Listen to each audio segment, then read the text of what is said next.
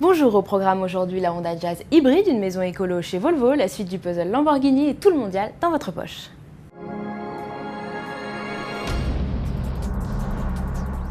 À quelques jours de l'ouverture du mondial de l'automobile, Honda livre plus de détails sur la Jazz hybride et veut surtout rassurer les futurs clients.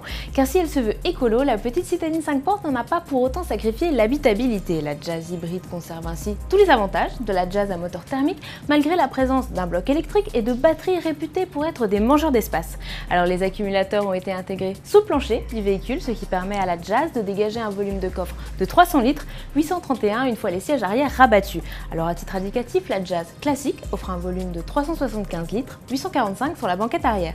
Sous le capot, la citadine reprend le bloc de l'Insight, le moteur 1,3 litre EV-Tech pour des performances environnementales similaires. La Jazz hybride ne consomme que 4,4 litres au 100 pour 104 grammes de CO2 par kilomètre selon les relevés effectués par Honda. Elle sera commercialisée en France au premier trimestre 2011. Allez, on reste dans les questions écolo avec le projet One Ton Life auquel participe Volvo. Lancé avec deux autres entreprises suédoises, le spécialiste des maisons en bois AUS et le producteur énergétique Vattenfall, ce projet veut démontrer, exemple concret à l'appui, qu'il est possible de vivre écolo au quotidien.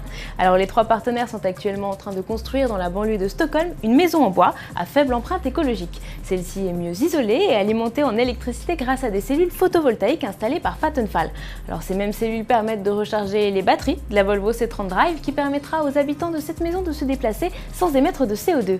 Dotée de batteries lithium-ion, la C30 Drive offre 150 km d'autonomie, idéale pour les trajets urbains.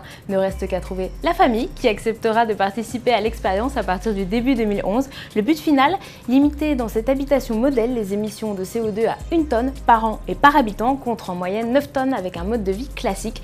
A noter que la C30 électrique sera présente au mondial. Allez, après la Suède, retour à la porte de Versailles à Paris. Lamborghini a dévoilé la 4e photo teaser de son véhicule mystère. Alors toujours aucune information puisque les clichés n'étaient accompagnés que d'une phrase lapidaire: carbone, le 6e élément. La firme de Sant'Agata n'a toujours pas officiellement révélé que ces différentes images préfiguraient un concept de véritable laboratoire d'idées pour le futur de Lamborghini.